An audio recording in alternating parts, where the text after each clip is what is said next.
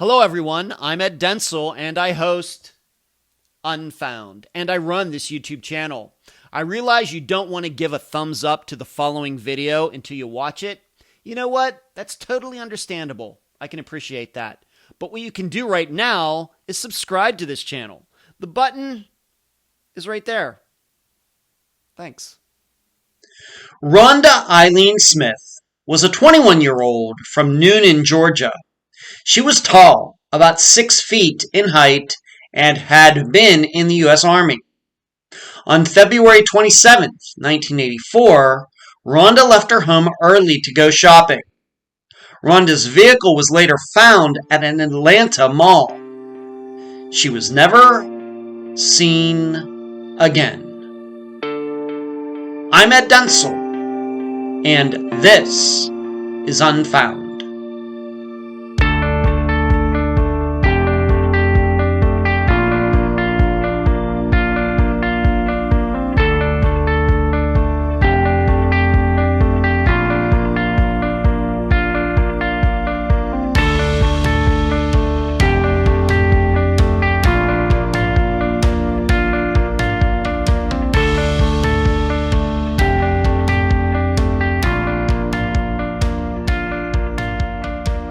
In disappearances, more than in any other kinds of incidents and crimes, law enforcement, families, and the public are forced to wade through various versions of events. This person says this, that person says that, and there's almost always no way to reconcile all of it. It's either someone is telling the truth and everyone else is lying, or everybody is lying. Some of Unfound's examples: Jennifer Perry. She was allegedly seen with a myriad of people after her disappearance, but there is no way she could have been with all of these different people at the same time. Brenda Sika. Her sugar daddy said he was paying for the apartment where Brenda was staying, yet there's no proof of Brenda or the sugar daddy having any connection to that address. Mandy Stokes.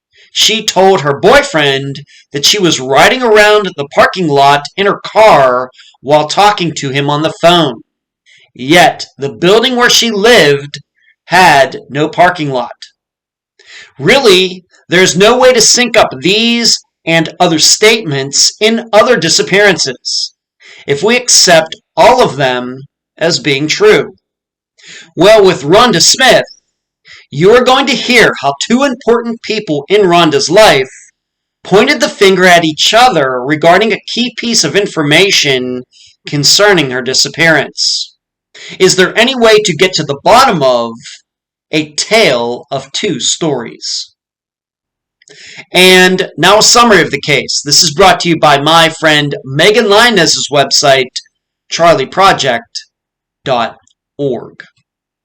Rhonda Smith was a tall young woman. How tall? 6 feet. Probably the tallest female we've featured on Unfound. However, she didn't use that gift for any sports. Instead, Rhonda was artistic and liked to write and draw. After high school, Rhonda joined the U.S. Army, hoping for a career there. However, after a debilitating injury during basic training, Rhonda was honorably discharged and returned to Georgia. There, and unbeknownst to her family, she became a stripper. In fact, meeting her fiancé Tom there. Yet, at the time of her disappearance, Rhonda was not dancing. So, on February 27, 1984, a Monday, the story goes that Rhonda got up early to meet a friend named Sue to go shopping. Tom, the two were living together at the time, left for his job as well. At noon, Tom tried calling Rhonda at home, thinking she would be there by then. There was no answer. That night, Tom eventually called Rhonda's family, telling them she still wasn't home. She was never seen again. Within 12 hours, the vehicle Rhonda was driving was found in Atlanta at a mall. There were no clues in it to explain her disappearance. One of the important points any person can learn about disappearances is that most of the time, all we have are stories, because there's usually no evidence of any crime having occurred. No blood, no signs of violence, no weapons, nothing. This is what makes homicide detectives ill-equipped to investigate these cases. All of you, though, are well-equipped since you listen to this podcast, so try to answer these 3 questions while listening to the interview. Number 1, why did Sue say back in 1984 that she had no plans to meet Rhonda that day? Number 2, what are we to make of Rhonda making no calls from her house to anyone in the 4 days before her disappearance? And number 3, could Rhonda's disappearance be a copycat of one that happened at the exact same shopping mall in 1965? Rhonda's family has always believed foul play is the most likely reason for her disappearance. The guest for this episode is Rhonda's cousin, Nancy Cunningham. Unfound News. Yep, Dr. Telesco and I did it again. Another great show yesterday, May 12th. If you missed it, please go to the Fischler YouTube channel to watch our discussion of the murder of Zoe Campos. You can also find it on the Unfound website, theunfoundpodcast.com. Next, I'm thinking about bringing something new to Spotify. The idea is in the earliest of stages. I've bounced the idea off of my assistant Cherie and off my representative at the podcast platform. Not sure where it's going to go, but it seems like a very good idea right now. I'll keep you posted. Finally, Dad could only stand me for 5 days. On Sunday morning, he woke up and said he was leaving. And at 85 years old, he drove by himself back to Pennsylvania from Florida. Dude is a warrior. Where you can find Unfound. Spotify, iTunes, Apple Podcasts, YouTube, Stitcher, Podbean, and many other platforms, especially outside the United States. Unfound has social media accounts on Facebook, Twitter, Instagram, and YouTube. Speaking of YouTube, join me on Wednesdays at 9 p.m. Eastern on the Unfound Podcast Channel for the live show, the only one of its kind in true crime. Ask questions, chat with other viewers, and give the show a thumbs up. You can contribute to Unfound in the following ways: patreon.com/Unfound Podcast, paypal.me/Unfound Podcast. Contribute during the live show with the Super Chat. And lastly, join the YouTube membership program for the low price of 10 cents a day. The website, theunfoundpodcast.com, the email address, unfoundpodcast@gmail.com, and please mention Unfound at all true crime websites and forums. Thank you. I'm so happy to have on this episode of Unfound the cousin of Rhonda Smith, Nancy Cunningham. Nancy, welcome to Unfound. Thank you, Ed. Good to be here. Good to hear you and see you, being we've been doing these video interviews a little over a month now on Unfound, and I'm starting to see more and more guests on here, and so it's a unique experience for me. They know what I look like, but seldom do I know what the guests look like, so it's good to get to see you right here on Zoom, Nancy. It is good to put a face with a name. Yes, that's right. I agree. After doing this for like 5 years with no video at all, so it's nice. Let's start here. You are Rhonda's cousin, and as we were just talking about, right before we started this interview, you married into the Smith / Cunningham family. Why don't you talk a little bit about the family, your experience? Maybe you didn't even know that Rhonda was missing before you got into the family. Maybe you can just talk about that to start. Sure. Terry and I married later in life. We went to high school together. He got divorced. My husband passed away. We ended up meeting on Facebook back again. And we were talking one night, and he said, "Did I ever tell you about my cousin Rhonda?" And I said, "I don't think so. Why?" Terry has a very small family. Rhonda was his only cousin. Wow. And he proceeded to tell me that she had went missing in 1984. They grew up together. She was like a sister to him. You know, they played together and fought together, and, you know, they went their separate ways as they got older, you know, how life does. But when he told me the story, I was just blown away. You know, I had no idea. You know, I sort of lived in a bubble, and you hear those things that they happen, but I never knew anyone that it truly happened to. But I'm fascinated with missing folks and murders and that sort of stuff. Yeah. Excuse me.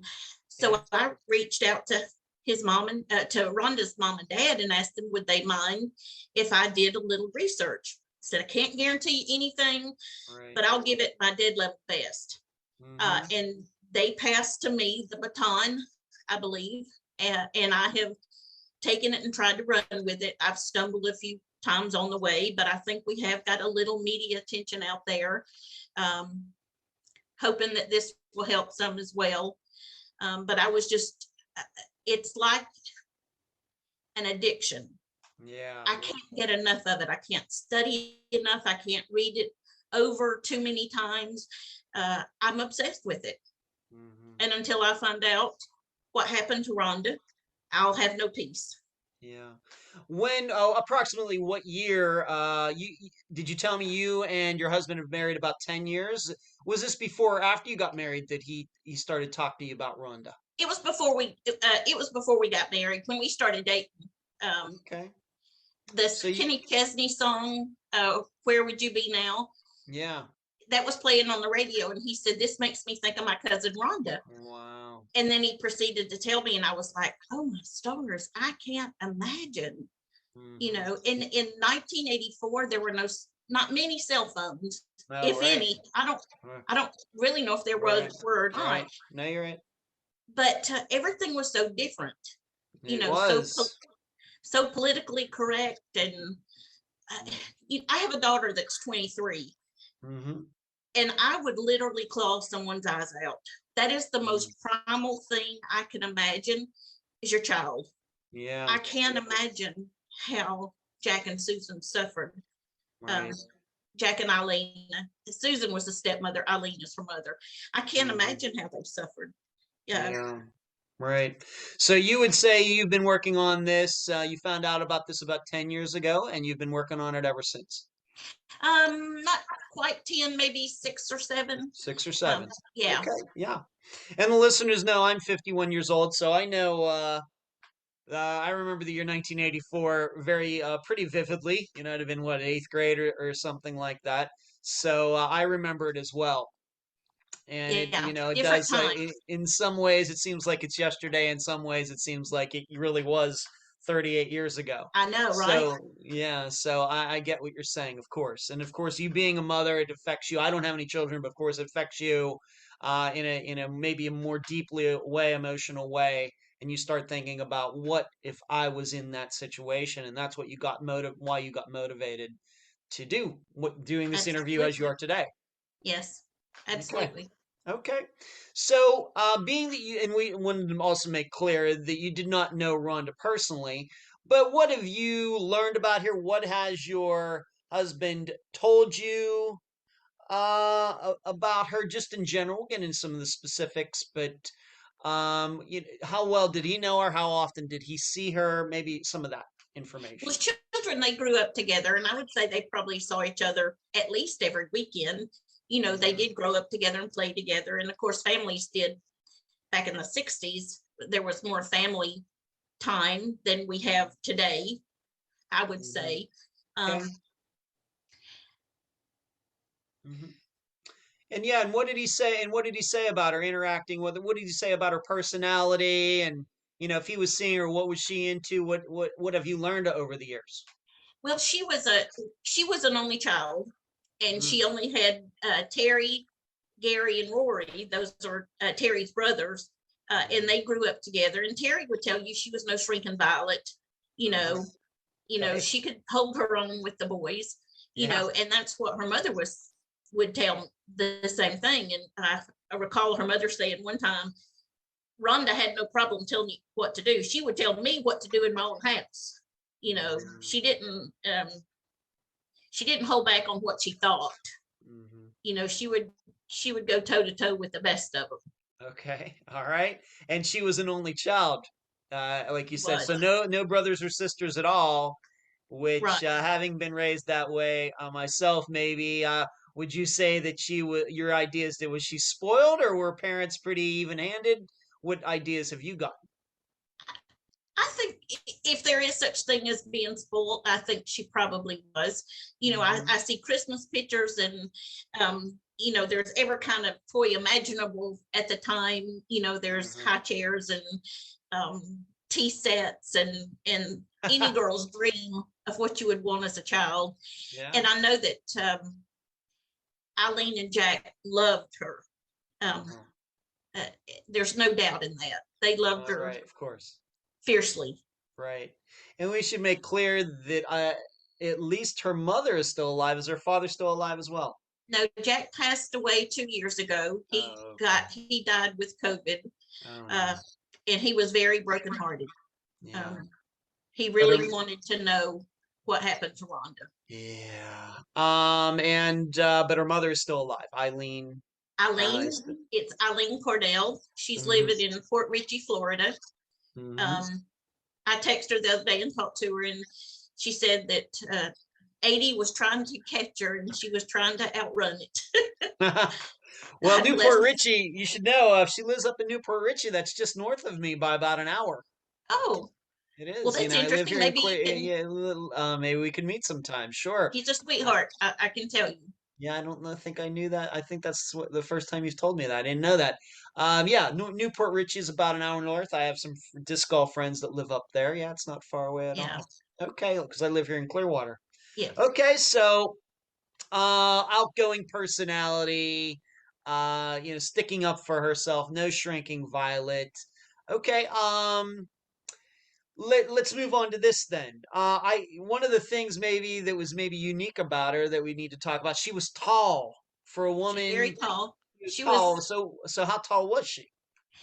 I think she was right at 6 foot. Oh She my had goodness. the nickname Legs because she was Wow. all legs, but she Ah, was beautiful, yeah. beautiful. Dark hair, dark eyes. Um, Wow. loved animals. Yeah. Okay, 6 feet tall. That's like probably in the easy upper half percentile of all women. So she must have Oh, really yeah. stuck out in the crowd. Yes. Hmm. Yes. And she Did was beautiful. And I remember Jack saying that could have been part of the demise was that, of course your parents are going to think you're Yeah, well, beautiful, but when we're everybody not else, getting get any, we don't want to get any theorizing or anything, but yeah, I'm just saying, 6 foot women are unique yes. and they certainly stick out. And then on top of that, if they do have qualities that people consider to be outstanding or beautiful, then that makes it even more so. Being that she was that tall, did she ever involve herself in sports, basketball, or anything, or did she maybe stay away from that? What do you know about that?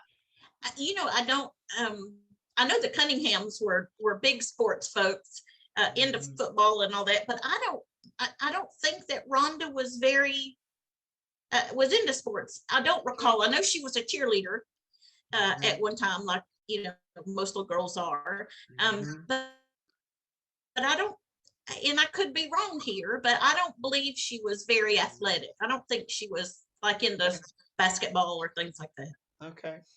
And I also know when women are tall like that, no matter how they portray themselves or what they look like according to society or whatever else, 6 feet women sometimes have a hard time dating because a lot of men they get a little, most the average height of a man is like 5'9", which was what I am. A lot of women don't want to date men who are shorter. So maybe she Right. ran into that being 6 feet tall too. Probably. I would think. Probably. I would think Yeah. so. Okay. Yeah. All right. So graduated from high school. Do you know anything about? Of course, we're going to get into one particular job that she had that I think could play a role in her disappearance, maybe. But any other kinds of work that she did in high school, graduate from high school, what is her family told you about her in that department of her life? The only thing that I know that they've told me is she did a small stint in the Army. And Huh. I think she went through basic training, but ended up spraining a foot or injuring a foot. And I think she decided that just wasn't what she wanted to do. So she didn't, she wasn't in there long at all. All right. She was So honorably discharged. all right. So she goes to high school, graduates, decides she wants to go into the military, and then something happens in which she could not continue. Right. Okay. Wow. All right. So had things maybe gone differently, she would have had a military career of some type. Being in Very there for well a few could have. years, maybe get her. Of course, you go in for that long, then you get your education for free. Maybe she could, use that Yeah. on the GI Bill to go to college or something Yeah. like that. Okay, but she had that happen and had to, I guess, probably got honorably discharged. I'm guessing. Yes. Okay, so let's move on to this. This is something that we have to talk about. And at some point, though, she became a dancer, otherwise known as a stripper. What do you know about that? Did her parents know she was doing that? Do we know how long she had been doing that before she went missing? And I understand there was a part where she quit and maybe she was thinking about going back, but at what age? And did her family know? How'd the family feel about this? What have you gathered over the last 6 or 7 years? Her family did not know until Rhonda went missing is when they Oh, found out huh. that she had been a stripper. And as I understand it, she had worked at Tattletales a bit. She and Tom, I believe, met there. And I don't know the whole situation. I don't want to assume anything, but at some point she stopped working there. Okay, we'll get into that. I just want to know. So her family was not aware. No. She was keeping it a secret, I guess, or maybe they didn't ask, so she didn't say something like that. Yes. Yeah, Okay. they didn't. Mhm. Jack and Eileen wouldn't have. They wouldn't have liked that, Right, yeah. Yeah. We're not here to make any judgments on any, No. of course, No. any legal professions. But yes, it's probably most parents not their first choice for their Right. sons or daughters. Let's just put it that way. But I get you love your kids. right, right. We've all done things our parents wouldn't be proud of. Okay. All these years later, any idea of how she even got involved in that in the first place? How did that, even pop into her head? Any ideas that when they did find out, being that you got to know her parents, did they even have any idea how she got into that? No, I don't think they had any idea, but I think it was for quick money. That age, Yeah. it's just quick money. I know several people that have put themselves through school doing that. Yeah. Sure. Okay. What did I should ask? What did her parents think she was doing? I mean, she was making money somehow. Obviously, I'm guessing they didn't think she was just sitting at home. Did they have an idea if she was doing something else? Did she maybe lie to them, or what did they Well, think she was doing? she was living with Tom at the time, Mhm. so I think they assumed that he was taking care of the both of them. Huh. Now, Tom said that she went back to work at one point because she wanted a car, and it is quick money, good money, Mhm. and maybe she paid the car off and she didn't have to work anymore. I don't know, and I don't really want to assume anything. Okay. But Any that is, idea all these years later? Of course, she was 21 when she went missing. Do you believe that she started dancing maybe when she was 19? When she was 20? Does anybody have any idea? I think she went through, I think she started probably when she came out of the military, just guessing, because there's another place, and I can't recall, that the police did interview the other strip place, and they said that Rhonda Smith had worked there, but I don't know if it's our Rhonda Smith. Yeah, it's a common name. Yeah. Right. That and Rhonda, maybe today in the 21st century, I don't know how many parents are naming their kids Rhonda, but certainly when I was that age and she was 21, she went missing. I was 14, so she would have been 7 years older. Rhonda certainly was a name that I had women friends who were, women in my high school class with that name. So it's probably a more popular name. And then the last name Smith, of course. Right. Okay, so she could have been doing this for a while before she went missing. And we have to remember, if anybody's seen any pictures of her, she's an attractive young lady. And then on top of that, she's 6 feet tall. Right. That's, you can see maybe why she might be successful at that profession. Right. We do need to set this up, though. Tattletales is in what city? I believe it's properly Atlanta. Okay, so it's in Atlanta, but was she living in Atlanta, or where was she living at the time of her disappearance? Was this type of a commute or something, or what do you know? They had her address listed as living with her grandparents in Mableton. Now, I don't know if that's from the first time she worked there or the second time she worked there, but that's the address that they have on file for her. Okay. And how far, being that you do live in the area, how far of a drive would it be from where, maybe Tattletales, I don't even know if it's still around anymore, but just roughly how far is that between the 2 points? Just guessing, probably 30 minutes. Not far. All right. So that's pretty common. Okay. Yeah. Of course, we know about stripping. A lot of women get into it and come out of it unscathed. Unfortunately, a lot of women get into it and get pulled into the darker sides of it. Having lived in Las Vegas for 13 and a half years myself, I've heard some of those stories and even knew some strippers. It's unavoidable when you live there. Would you say that in what you know, was Rhonda able to avoid some of the darker pitfalls that can happen to women that get involved in that, from what you've heard? If there was any, her family was not aware of it. Okay, so I hope there wasn't. Right. But okay, if so there no was, friends they certainly did not know. So no friends or family at any time ever saw her with any bruises or anything, or she had some scary story about meeting some guy. Maybe being that nobody knew she was doing this, she might have said it was just a date. Maybe it was some customer at the strip club.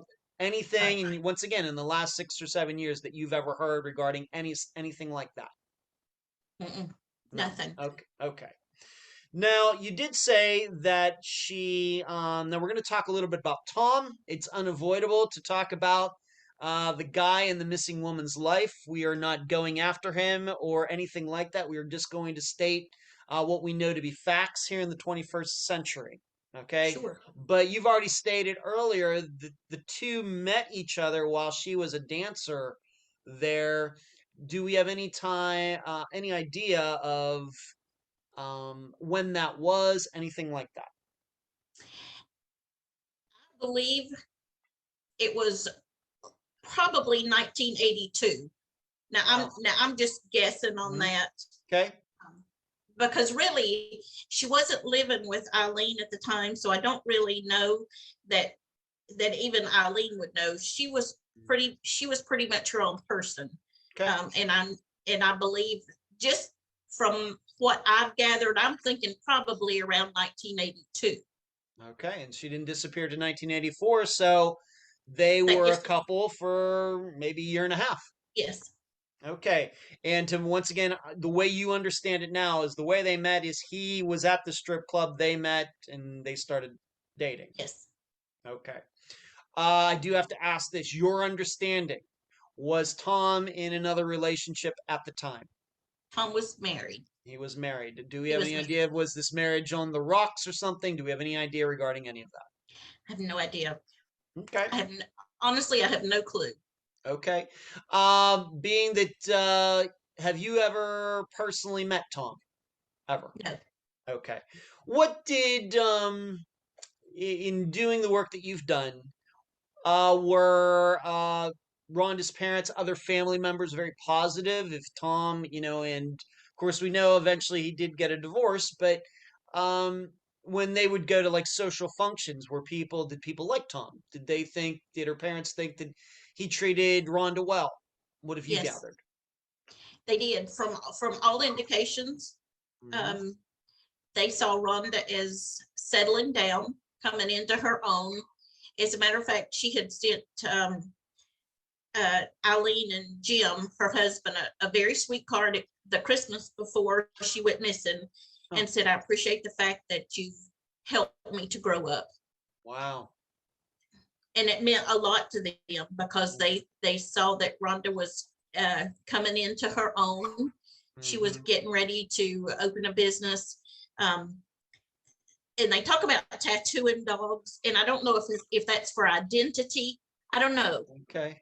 I've Huh. never heard of it, but she was going to tattoo dogs and groom dogs, and that's what she wanted to do.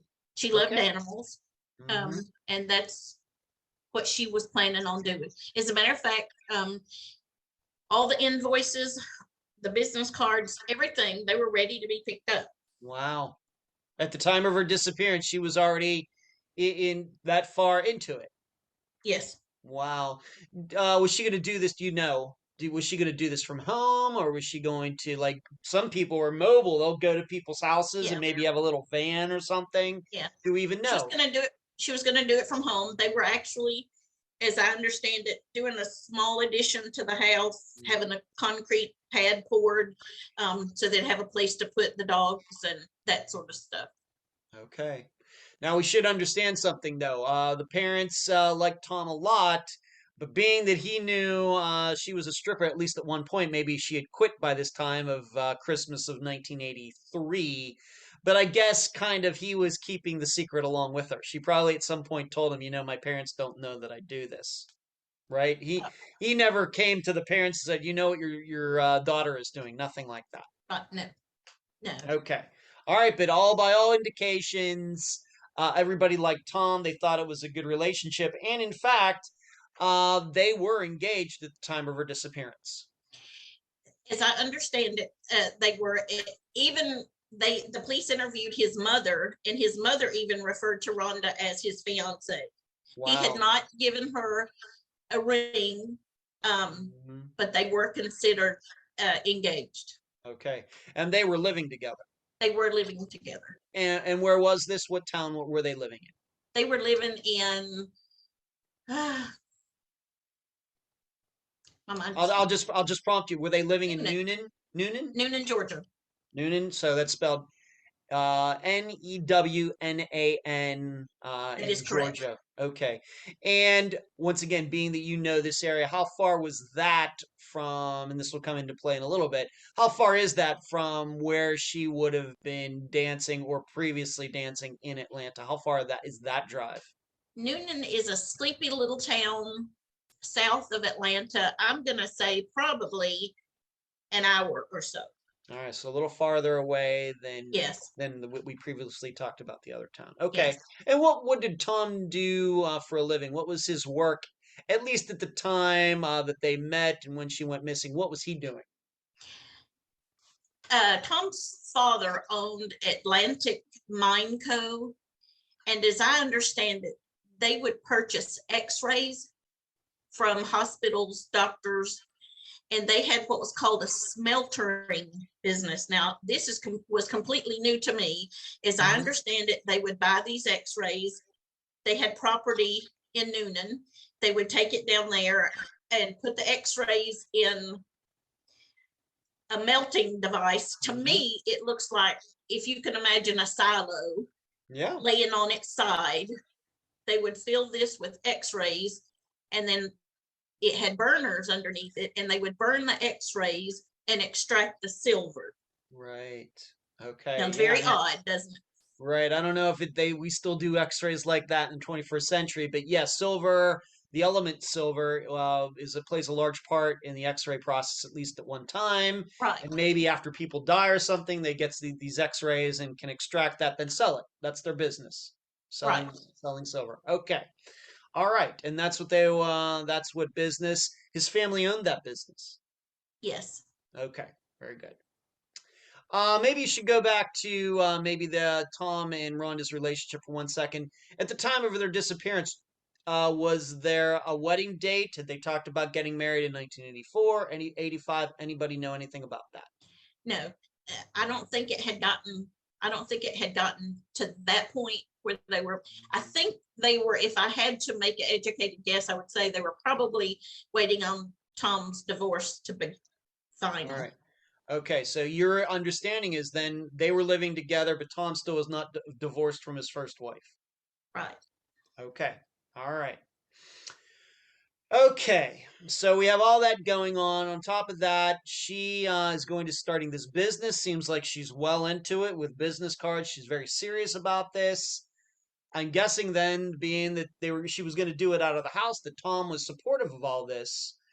But this is something, being that nobody knew that she was dancing until after she went missing. But maybe we need to talk about this. There is an understanding, though, that she was going. We need to probably talk about how this is even known, where this information comes from. But there's a belief out there that she was still going to be going back to stripping, even though she was starting this business. Is that the way you understand it? And how do we even know that? That is correct. APD interviewed Mr. Guy, that was the manager at Tattletales, and he said, like 2 weeks before Rhonda went missing, she and Tom came into Tattletales, and she asked if she could get her job, if she could have her job back. And he talked to Tom and told Tom, Rhonda can come back, but you've got to understand, you've got to abide by the rules. No husbands, no boyfriends in here while they're on the stage. Can't do it. Yeah, and Tom agreed that he understood that. Mr. Guy said he had his doubts as to whether Rhonda would actually come back, knowing that, or that Tom would let her come back, knowing that he could not be there when she was on stage. That was this the manager or the owner of this strip club. Yes. That was his understanding. He remembers, and this was it. Maybe I should ask you. This was an interview that was done at the time of her disappearance back then in 1980. Okay. Within days of her disappearance. Okay, and so he's saying that both Rhonda and Tom came in together. Yes. Any insight into that at all? Do we know if that strip club guy thought that was kind of weird or anything? It does seem kind of weird, but I don't know. Well, it does. It does to me, but I'm not a strip club kind of person to begin with. Right. You know, even in the 80s, you know, that was very foreign to me. You know, I played by the rules. You know, I didn't. Okay, we got it. I didn't push society's. You know, if society said it's bad, then. Yeah, we got it. You know what I mean? We don't need to go. Yeah, I don't think we need to go into it. We get what you're saying, Nancy. Yeah. Certainly, we get what you're saying. It's just that she's a 21-year-old. It seems weird to me that she would need, you know, maybe I don't know what was going on there, but that's what the manager said. They showed up as a couple together. Yes. But in his recollection was that as soon as he said that no husbands or boyfriends are allowed, he got the idea that probably Rhonda would not be back, because in the way he interpreted the conversation is that Tom did want to come in and watch Rhonda dance. Yes. Okay. That's not me talking. I wasn't there. That's not you talking. You weren't there. That is what the guy at the strip club told the police when they started looking into her disappearance. Yes. And that's exactly what's on the police report. Okay, very good. And you have the reports. I do. Okay, very good. All right. So, and it should be known then, to your knowledge, that after this conversation, there's no proof that Rhonda ever danced anywhere. Exactly. All right. So she stopped dancing. She's doing whatever she's doing at home, planning to start this business. And there's no proof that she ever really truly went back to stripping at all, whether at this place or any other. Or anywhere else. No. Okay. All right. Let's just move up. So that's what's going on. Rhonda's with Tom, seems to be a good guy. Everybody seems to like him. They have this relationship. Of course, he's still waiting to get divorced. We know sometimes how those things can get drawn out. She's going to be starting her own business. He works in his own family business. I don't know how it was doing, but everybody seems happy here. They're living together. Everything is going well. So, but I still have to ask. In February of 1984, the way you understand it, once again from your husband and Rhonda's parents or anybody else in the family you've talked to, anybody worried about Rhonda at all? Of course, they didn't know about this job she used to have, but other than that, any signs of depression, mental health issues, addiction issues, relationship issues, anybody concerned about her at all? No, I think it would probably be safe to say that they had been worried about her in earlier years. No. But they were thinking that Rhonda was coming into her own. She was settling down, was going to do what she loved to do. And I think they were probably less worried about her at this juncture than at any other point. If I can ask, why were they a little worried about her maybe in years prior? Was it because she went to the military? Of course, that can be anxious for parents. You never know what's going to happen. Was she into something that she shouldn't have been into? What do you mean by that? Well, just in reading the Christmas card that I told you about, Rhonda was saying, I know I've put you through it, and I thank you for helping me grow up. Now, I don't want to say that she was a difficult child, but I think she was very headstrong. I think that's being honest, and the fact that she, certainly joining the military, and it doesn't have you hear it nowadays, and you really don't think that much about it, but in the early 80s, that was not something that a lot of women ventured into. Right. A lot more women do that today. That's true. Yeah. Okay. All right. So she wrote that in a card. She admitted she kind of maybe had some self-reflection in that card saying, you know what, probably gave my parents a harder time than I should have. Yeah. Okay. But in 1984, but I thank you for helping me grow up. Right. Okay. Very good. But in February 1984, everybody, I guess, would have said that was like the high point so far in Rhonda's life. I would say that's safe to say. Okay. Very They're good. probably less worried about her. She is in a stable relationship. Yeah. Okay. Or seems to be. Okay. But she got into this car wreck. What do we know about this car wreck? Because at the time of her disappearance, her car was being worked on. Do we know any of the specifics about what happened in this car wreck? What kind of car? Whose fault it was? Anything? She had a Volkswagen Rabbit at the time, and I think it was just a run-of-the-mill, everyday kind of accident. And she put it in the car in the shop to have it fixed. And she ended up borrowing one of the company vehicles, which happened to belong to, it was registered to Dave Gower, but it was a company vehicle for Atlantic Mine Code. Okay. This accident, we don't know if it was her fault or somebody else's, or well, it was her. I can tell you it was her fault only because she had to pay a deductible. That's all, being in the body shop business, I know that, that's the only time your deductible kicks in. Right. As if it's your fault. So I do know that, but I don't know any of the details. I don't think it was, she wasn't hurt. I don't think it was, anything other than a fender bender. Okay. How do you know how long this happened before she went missing? Was it in the month of February, or was it back farther than that? I'm going to say it was probably late January, early February. Okay. All right. So she gets into this car wreck, and maybe somewhat uniquely, instead of her maybe getting a rental, of course, if it was her fault, who's going to pay for that? She's probably going to have to pay for that herself. It seems that Tom, through his family's business, arranged it that some other guy's truck, who usually drove the truck for the business, the truck was given to Rhonda. Right. To drive. Right. And we know this guy's name, and we're going to talk about him in a bit, but his name is Dave. We have any idea what he did in the meantime? He gets his truck taken away. So what did he do? Any idea? Any ideas at all? The only thing I can guess is maybe he had a personal vehicle that he used. He was an outside salesman for Atlantic Mine Co.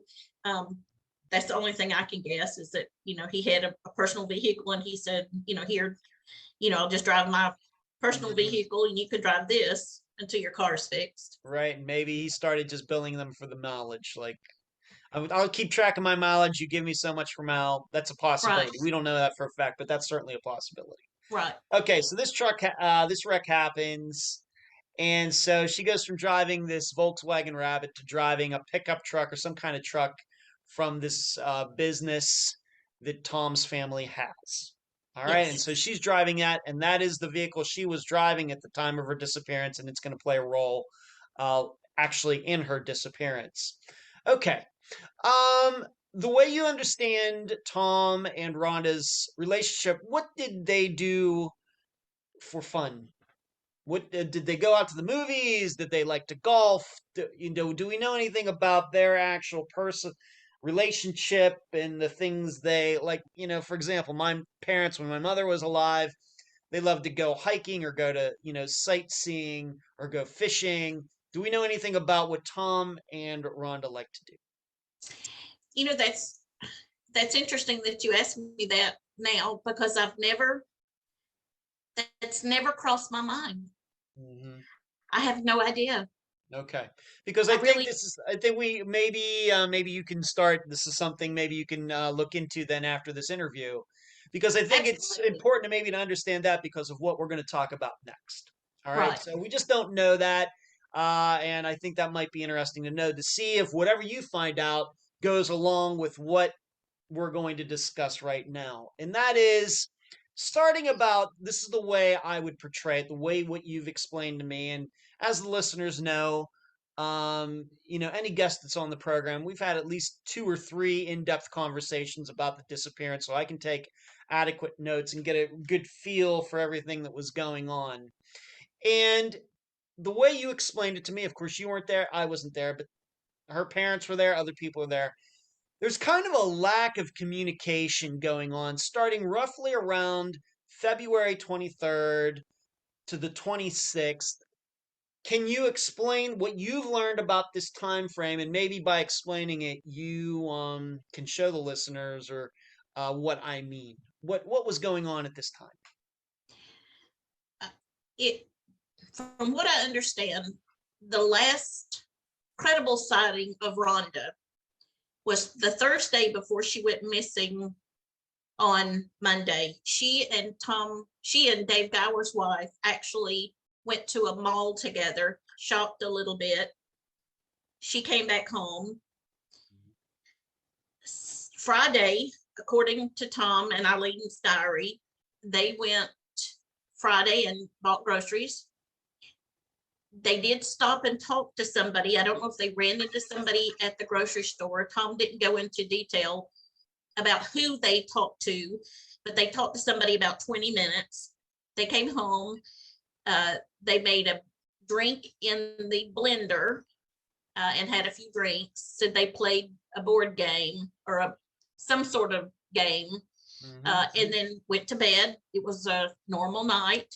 And I should jump in for a second. This is a Friday, so we just need to put dates on this. February 24th would be that Friday. Yes. Because the Monday that is the accepted date of her disappearance, the 27th, is that Monday. So Friday would be the 24th. Okay. Please continue. They go to bed. Now his brother-in-law does call, and it's the brother-in-law that's in the military. Now, I believe this is his brother-in-law on his wife's side. His wife that he's divorcing, it's his brother. Okay. And he's in the military. And Tom says that she talked to him and said that Tom was boring now. He didn't even like to get drunk. This is Tom telling Eileen. Said he didn't even like to get drunk anymore. And his brother-in-law was to have said, well, I need to come down there and get him going. So That's Friday night. They go to bed. Tom Okay. says Saturday morning. He gets up. He goes to work. Rhonda gets up and she goes shopping. This is once again, this is Tom's story. This is what This is Tom. Tom's story. All right, because that's what I got kind of expressing here is that neither on after this Thursday, and like you said, this guy who had the truck that she's driving now, Rhonda just happens to be friends with this guy's wife. Well, the funny thing is they weren't even really, that was the first and only time they went out together. And Tom has said that was the first time they had gone off together, because apparently Dave's wife was friends with his wife in Pennsylvania, and she was not happy with the fact that Tom was living with somebody else. Of course, I'm sure she wasn't. Yeah. Okay. But Okay. at some point, I guess they buried the hatchet. Okay. But still, we just need to understand on that Thursday, the understanding is Rhonda goes out with this Dave's wife. And that's the Yes. only time, and it just happens to be that Rhonda's driving Dave's truck. It's not Dave's truck, but Yes. we've already explained Yes. that. But after that, on Friday, has anybody ever come forward since then to say they saw Rhonda on Friday? No. All right. Has anybody ever come forward to say that they saw Rhonda on Saturday? No. All right. Has anybody ever come forward to say they saw Rhonda on Sunday? No. Okay. Dave Gower and his sister April both said that they called Tom. Tom said that April called first and wanted them to come over and eat dinner, eat lunch, whatever. Okay. And he says that Rhonda's sick, but she says that Rhonda says through the phone, y'all come over. I don't feel good, but y'all can come over and watch a new DVD. Okay. Well, it's not a DVD then, is it, though? It's a tape. It's a Anyway. VHS tape, yes. Yeah, VHS. So supposedly Rhonda says, y'all come over here and we'll watch this tape. Okay. Now, nothing was ever said about that, so I'm assuming that never really happened, that they did not go over there. Okay. Later on that afternoon, Dave calls, and he says he hears Rhonda say, "Hello, Dave," through the phone. Okay. Later on that evening, Eileen calls, wants to talk to, of course, Tom answers the phone, and Eileen asks to speak to Rhonda. And he says she's not feeling good. She's laying down in the back room. I think she still has a hangover from Friday. Huh. But he tells her she shops all day Saturday. Mm-hmm. Now, I don't know about hangovers coming and going, but. Mm-hmm. Okay. I just have to ask, was Rhonda a big drinker? What you've learned about her? Well, all I know for sure is that he said she had drinks that Friday night. Now, Okay. I can't. I guess what I'm I'm sure asking she you is, I guess what I'm asking you is, since you've become involved and you've of course talked to Rhonda's parents, we know that her father is now deceased, or even your husband, who is her cousin, did any of them ever know her to drink to excess to the point that she couldn't talk to somebody on the phone, anything like that? Did they recall anything like that at all? No. Okay. Now, I know when they would go out to concerts or whatever, certainly she would drink, but I've never known her to, or never known of them to say that she would drink to excess and couldn't speak or couldn't control herself or Okay. anything. All right. So what Tom is saying is, what these two people are saying, we need to say April is Tom's sister, correct? That is All right. correct. All right. So she calls and she says that she hears Rhonda in the background, or maybe talks to her. And then Dave calls later and he says that he hears Rhonda in the background. This is on that Sunday, the 26th. Right? It is. Okay. But nobody saw her, so it's very possible that she really was sick and just never left the house. Possible. Yeah, possible. Absolutely. Okay. All right. But when Eileen calls, she didn't hear Rhonda's voice at all. No. In fact, Rhonda never shouted from the background, nothing like that. No, Okay. nothing. All right. So we have these callers, and we still, once again, we have no sightings of her. Once again, nobody that's ever come forward. And I think Rhonda's disappearance is fairly well known in that area. And certainly her friends knew that she went missing. And some of them could have said, well, I saw her on Saturday or I talked to her. Nobody's come forward with any information like that.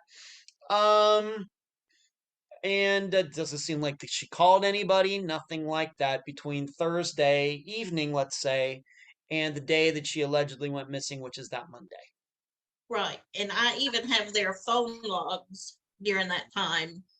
Mm-hmm. And I can identify all the calls that Rhonda made up until that point. Wow. I have to ask, how did you get those, Nancy? Eileen had the forethought to ask for them. Huh. And I actually made copies of Atlanta PD's. They had them as well. Wow. That's nice that they allowed you to make copies. APD has been remarkably accommodating. In this case.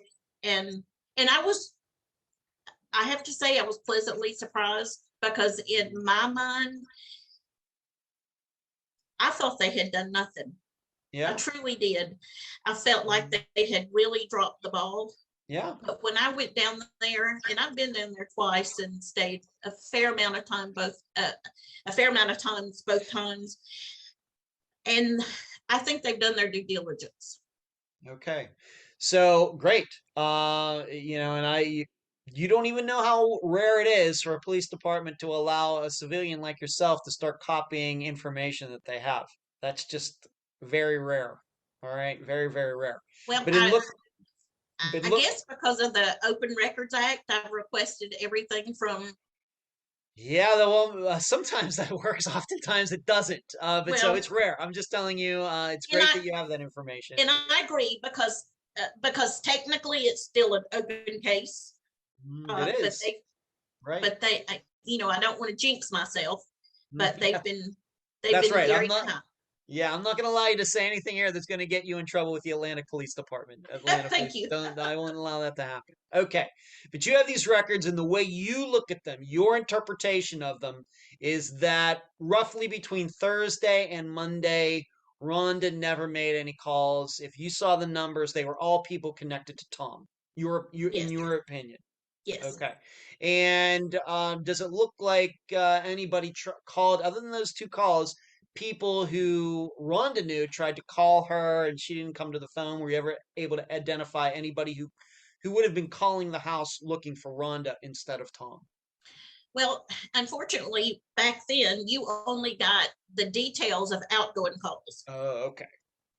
So there's no record of incoming calls. Okay. All right. So thank you for clarifying that. So we have the outgoing calls. And once again, you looking at the numbers, and we have ways these days that you can try to trace numbers. All of these calls seem to be two places, whether they're friends of Tom's or maybe his business or something like that. Nobody like Rhonda calling a friend or family, or maybe someplace that was going to help, set up her pet grooming. Nothing like that. Right. Okay. All right, so we move on to February 27th, and all we have are the only information we have regarding that day is what Tom says. And what did Tom say about his movements that day? What he believed Rhonda was doing that day? What do we know for that day? He doesn't say anything about her being sick. He says she's up and dressed and ready to go meet, he said, a friend, Sue. Okay. All right. And what does he say he did that day? So she's going off early morning in that pickup truck that's not hers to meet a friend. And Tom says he went to work. And what does he say he did later that morning? Tom goes to work, and he said that he had tried to reach Rhonda a couple of times to ask her to go to lunch, but he couldn't get a hold to her. All right. and of course we have to remember this is 1984, no cell phone. So when he says he was trying to reach her, does that mean you interpret that as he was calling home? Yes. Okay, so he's calling home, she's not answering, and maybe he just gives up and he goes about his day. And how does he explain what he does the rest of the day? Um, he just said he comes home about 6. Rhonda's not home. He's worried about her because he usually always knows where she's at. He takes a shower and he calls Eileen. And Eileen said, she's probably, if she met up with Sue, they're probably shopping. It's still early. Don't worry yet. And it's raining outside. The malls don't close till, I think she said 9. Give them time to get home. Don't worry at this point because I don't think there's anything to worry about. Right. So he gets home. She's not there. Maybe he's a little concerned. He wants to know if Rhonda's mother has seen her or heard from her. She hasn't. She says not to worry. What happens next? I think at some point he calls her back. She's still not home, and they decide between the two of them that maybe they should start calling maybe hospitals or police to see if there's been any accident. And I know that they did that, but of course, there was nothing. Nothing happened, so there was nothing for them to tell them. So they decided to call the malls and to see if there was any vehicles left at the mall. All right, because of this, seemingly she was allegedly going shopping. She was going to meet this Sue woman, who we will eventually talk about. Right. Did either of them think about calling Sue to see if they actually met up? Did anybody call Sue on that Monday night, February 27th, 1984? To my knowledge, no. Which is okay. Which is odd to me now. I agree. But it, we could be suspicious of Tom, but it doesn't seem like Eileen called Sue either. I need to ask her. I don't, right. Because I've never just said. I've never outright asked her that. Okay. I just assumed that she did, and that's just an assumption because we can't do that, right? Because I would think I would have already done that. You know what I mean? Right. But that's a good question, and I'm gonna. So we're not sure if Sue got called or not, and we're going to talk about her a little bit later. In fact, we're trying to track down where exactly she is in 2022, but we'll get back to that. All right, so we get through the day of February 27th. Rhonda never does come home. That is correct. All right. So Rhonda doesn't come home that night. Tom and Eileen have a second conversation. The idea comes up to start calling the malls, being that Rhonda went shopping with this Sue woman. Maybe let's call the malls. And Tom, I guess, got lucky. He reached a mall. Why don't you tell the listeners how that happened and when it happened? Tom called Lenox Square, and they told him, give us a few minutes. We'll go out and search the parking lot. Tom told them that it was a 1981 Chevy S10. I believe it was green in color, and it had Coweta County license plates. Shortly thereafter, they call back, and sure enough, they found the truck. It is there, and they made a positive identification. The hood is cold. It's locked. So he hangs up and he calls Eileen and says, wow. I don't want you to talk. I don't want you to say anything, but they found the truck. Okay. He told her where it was at, and they agreed to meet at Lenox Square. They got there around 2:00 in the morning, 2:30. Wow. And sure enough, that was the truck, and it was locked. Rhonda was nowhere to be found. Okay, so of course, 2 a.m, a mall parking lot's going to be deserted. It's just going to be one solitary green S10 sitting right there, kind of sticking out, I guess you might say. Right. Okay. So, but it was locked, and this mall, the way you understand it, this is a mall that was known. Is this a mall that you would suspect Rhonda went to before? Is this a mall that's close to where they lived? Is it a mall that's close to where Tattletales is? Is anything that sticks out about this mall at all? I have never been to Lenox Square. It's just not. It's always been sort of hoity-toity. Do you remember the what's the name of the case? The lady that went missing from Atlanta, the famous case. Oh my God, her body was found there too. I'm trying to think, or her car was found there. Huh. I off the top of my head, you're putting me on the spot there, Nancy. Okay. I can't think of it.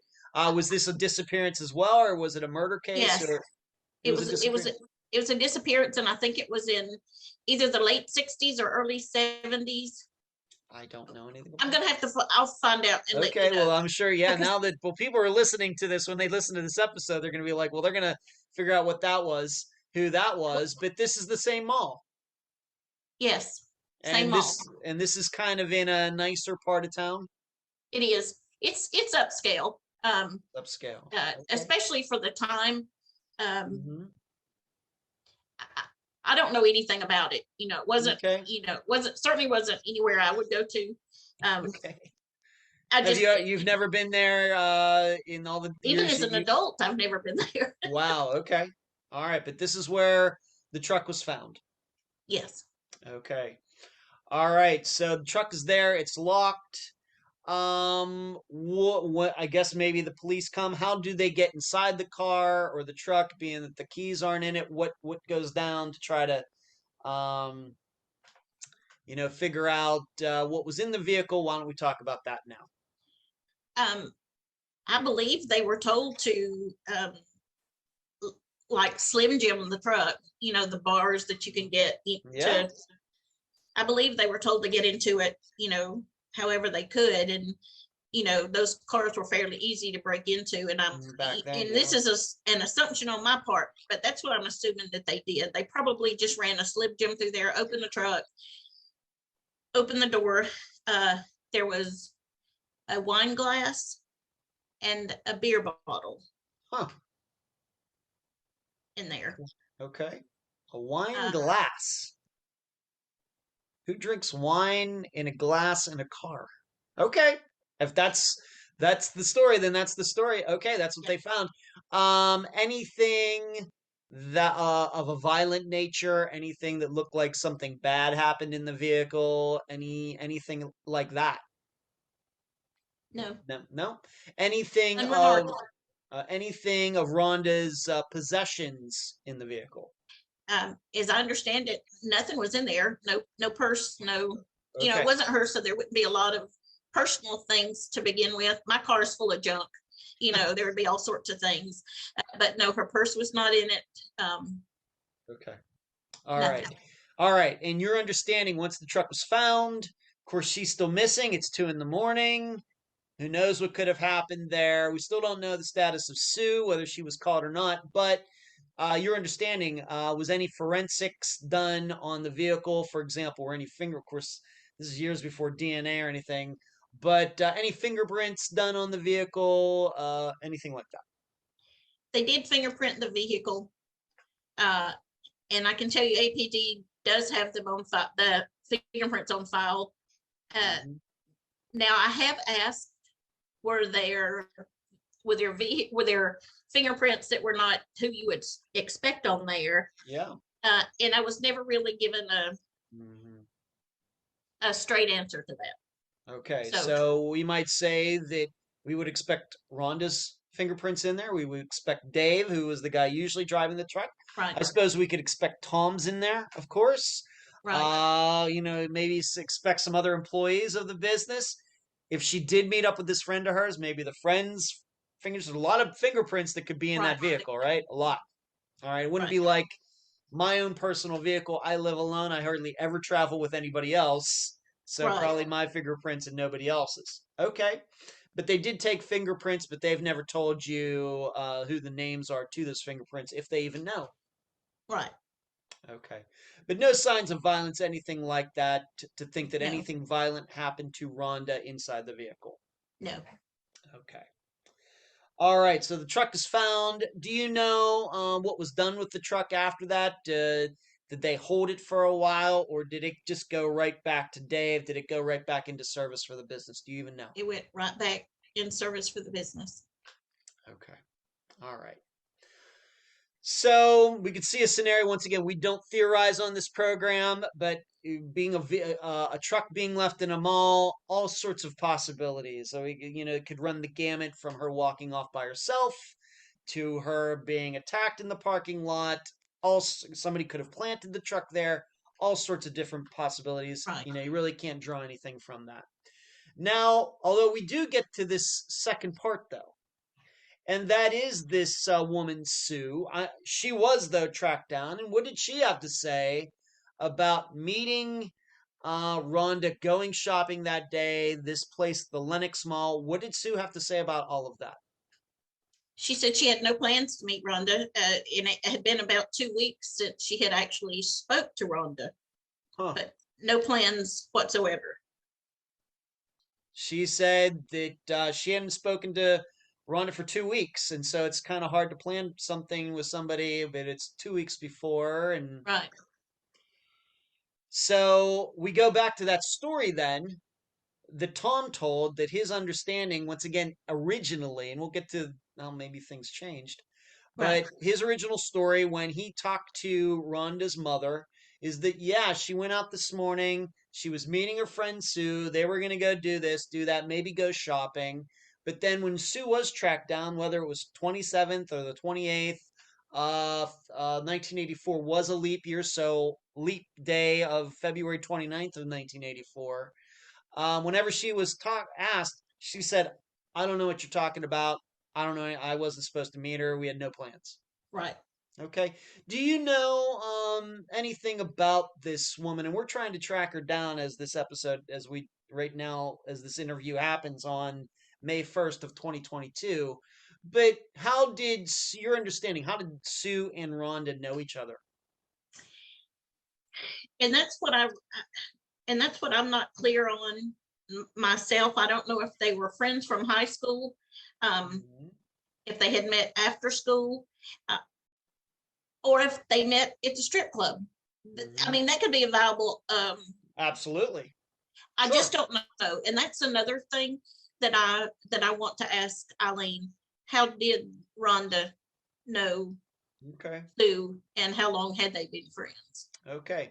We have a couple things, and good thing is we're doing this on May 1st, but this episode's not going to come out till probably May 13th. So if you do get that information, Nancy, I can include it in my little summation I will do after this interview for the episode. Good. So if you get that information, I can include it afterwards. Okay. But for the purposes of this interview, we really don't know how Sue and Rhonda knew each other, maybe from school. Maybe this was another dog groomer.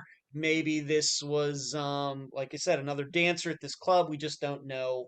Somehow she knew her. I mean, Tom knew her, so he wouldn't just pick a name out of the air. So the way you understand it, though, in talking to Rhonda's parents, did Sue seem surprised that Rhonda was missing? Did she know anything? Had she heard it from anybody else that Rhonda was missing, or do we even know? No. I think she was as surprised as everyone else. Okay. All right. So we seem to maybe have an inconsistency. Maybe Tom's lying. Maybe Sue's lying. Very possible. It's just, she might have been there and she says she wasn't there. Maybe she was and something happened. Okay. We just don't know. However, there was somebody, once they figured out this is where the truck was and started questioning maybe the 28th or the 29th, they did find somebody who allegedly saw Rhonda at the mall that day.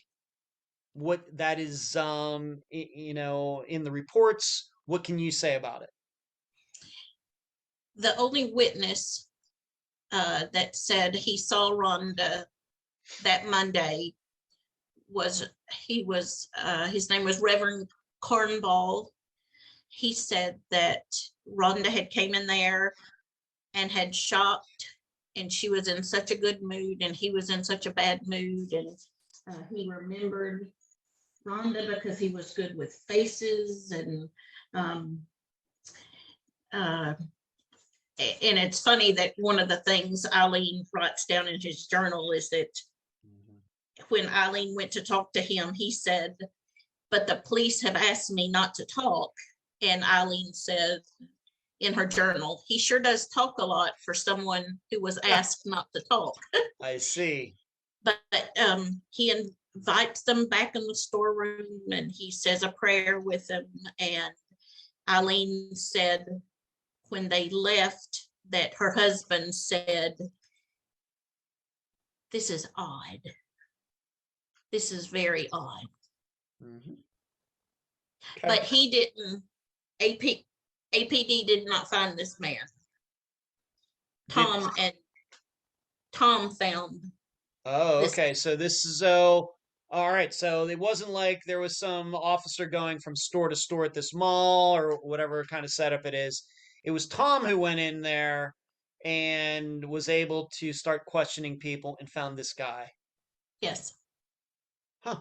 Okay. So Tom was the one who tracked down the truck by calling a variety of malls, and Tom was the one who was able to go in the mall and find out one person out of everybody, it seems. No, because we only have one witness, right? Right. There wasn't anybody at the food court or anybody else in this mall. I'm just visualizing a mall like an encased mall. Maybe it was a strip mall where the doors were all outside. I don't know. No, but it was a traditional 1980s mall. All right. Very good. Like the Monroeville Mall that I used to go to when I lived in Pennsylvania. Okay. So going from store to store, and this was the only person who could be found that allegedly saw Rhonda. Yeah. And this guy just said, yeah, she just kind of stuck out. Yeah. Okay. I'm a minister and I remember faces. Okay. All right. So we have this one sighting. Unfortunately, no other sightings, and the listeners know how I feel about sightings. But you can judge it for yourself. All right. So it seems she was there, but maybe not, depending on what you think about that. Now, we've talked about these two calls. Did these two people, April and Dave, did they come forward with their stories about talking to Rhonda, or not talking to her, but hearing her voice in the background? Or was this something where the police had to track them down? Do you even know how we know that these two, what they said about those conversations from the previous weekend, those calls? Do we know anything about that? That is what is written in Eileen's journal that Tom told her. Okay. Do you know if Dave and April have backed up those stories to police or anything like that? We know that's what Tom said, but do we know if that's what they say? I can't answer that because I don't recall reading. I know that they interviewed Dave and I read his statement, but I don't even, let me think a second. Go ahead. I don't know that that was actually even brought up. Okay. As to whether he did or did not hear her voice. Okay. I know that that's what Tom told Eileen, and Eileen wrote it down in her journal, but I can't recall reading that on any of the police reports. Okay, very good. You've mentioned this journal. We're going to talk about it right now. Conveniently, it is next on our interview outline. You've mentioned this journal a few times.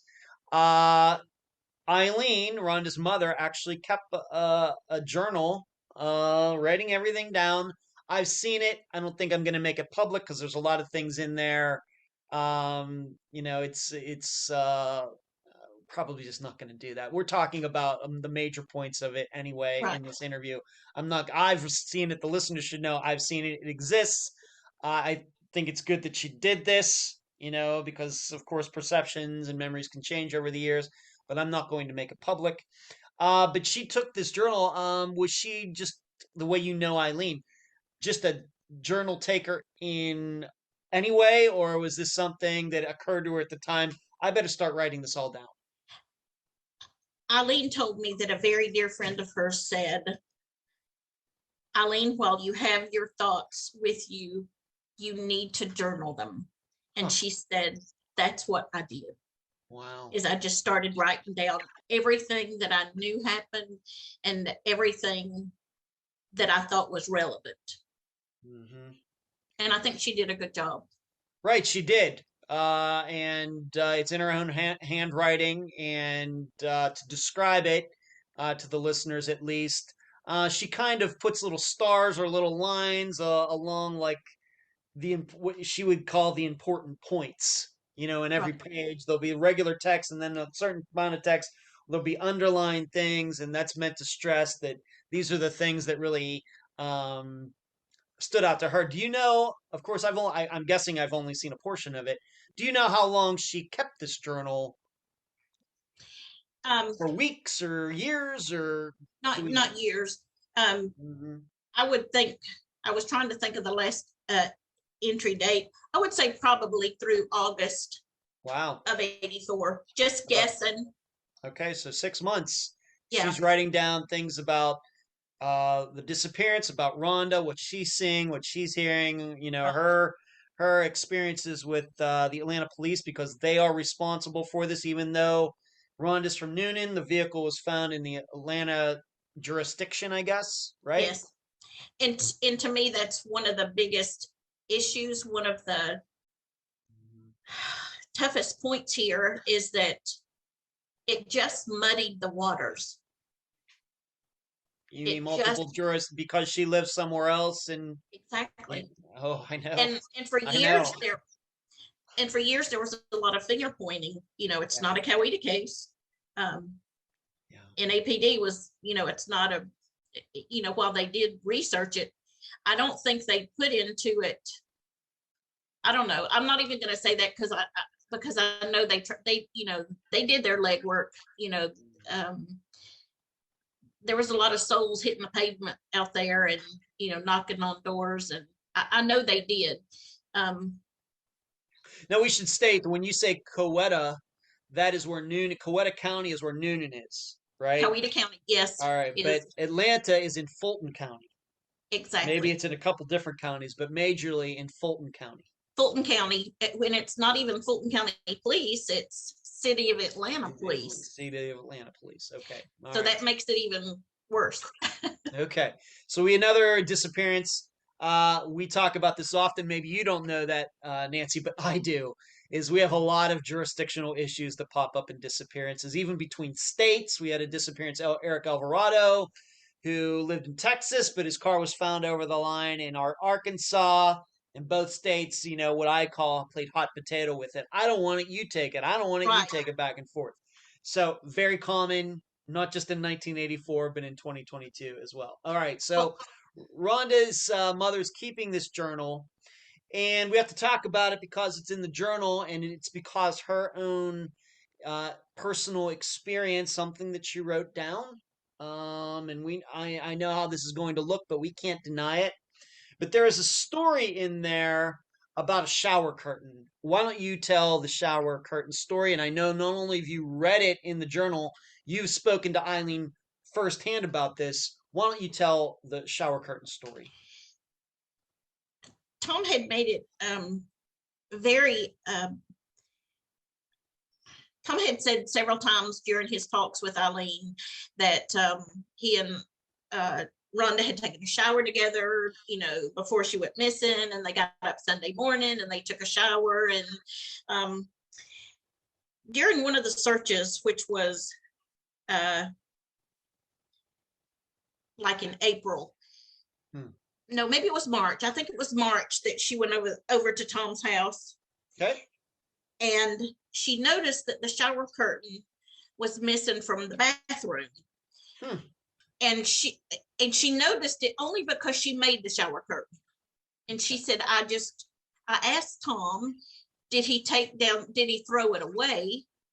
Because he could have just washed it and hung it back up. Sure. And I said something to him about the shower curtain, and he said, oh, well, Rhonda took the shower curtain down weeks or months ago because she was peeling wallpaper off the wall. And Eileen said at that point, that's when she had to question herself as to whether Tom was telling the APD. truth. Tom was telling the truth. Yes. Okay. We do have to, this is something that was new to me.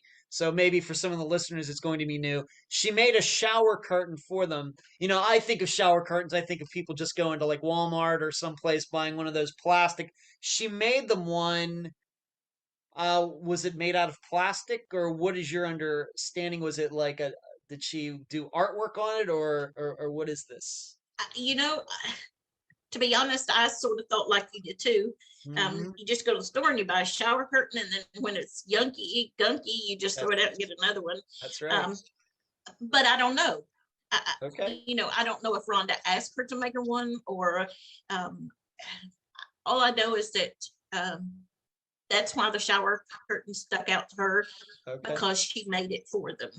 All right, and one way or the other, whether she made it for them or not, you go into a house and you go into there. It's weird not to see a shower curtain where a shower curtain's supposed to be, whether you made it or not. Right. Right. And especially if that person is making a point Mm-hmm. to say, we got up Sunday morning and we showered together. You know, one person taking a shower without a shower curtain might not make a mess, but two people showered without a shower curtain certainly would make a mess. Okay, I'm wondering how the showering, the whole thing even came up in the first place. It seems like a very kind of intimate act to be talking to your future mother-in-law about it. Well, and something else he put in his diary. I mean, something that Eileen put in his diary. Her diary. In her diary. Sorry. It's all right. That was odd to me is that Friday night, Tom said they went to bed and played games. Okay. Now, okay. What people do in their private. I guess that could have happened once again. I've never been married or anything, so I wouldn't have any. Wouldn't that maybe there's things, and I've never lived with a woman or anything. So, but I can never imagine talking to my parents about anything. But maybe people are different. It just that just seems weird to me. But maybe to other people it seems perfectly fine. I think the main point though is most showers that need shower curtains have shower curtains. Yes. Okay. All right. Another thing that she talked about was going over there, and we can't forget, you've already discussed it, this construction that was going on at the house where they were living. First of all, why was this construction taking place at all, even before she went missing? As I understand it, they were trying to make a more accommodating place to groom the dogs. Maybe even pouring a pad so when they're done they can put them in a clean place, maybe put a fence around it, and that sort of thing. I think that's what everyone was under the impression of. Okay. Do you know if that construction was completed, even though Rhonda went missing, and then it would maybe seem, hopefully she's going to come back, of course, alive. Maybe something went on, but do you know if this construction was completed? I don't know. Okay. I could, I could guess, but okay. No, I don't. All right. But we should state that it's one point Eileen went over there and she has in her diary that there was construction going on. And not only was construction going on, but it was Tom's own father who was doing the work on the yard. Yes. She went over there to pick up a few of Rhonda's things. And Tom's dad was in the backhoe. Sorry. Tom's father was in the backyard with a piece of machinery doing something. Okay. And when he saw Eileen pull in without speaking to her, and Eileen says in her diary that he had always made a point to speak to her and was always very kind to her, he loaded it up and drove away. Okay. Not sure what to make of that. Maybe he was due to leave anyway. Maybe he felt awkward because Rhonda was missing, really didn't know what to say. I'm guessing that, of course, Eileen thought it to be suspicious, but maybe that there are some normal explanations that are complete everyday reasons. Okay. All right. But she did note that. I read it in the diary, and so it's there. Yeah, and it upset her. It upset her. Rightfully so. Okay.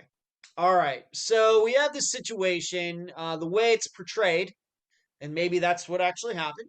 That they get up that morning. Tom goes to um, work. He's going to work this business that his family has, and she's going to go shopping. Allegedly meets Sue. She leaves. He tries calling her. She doesn't come home.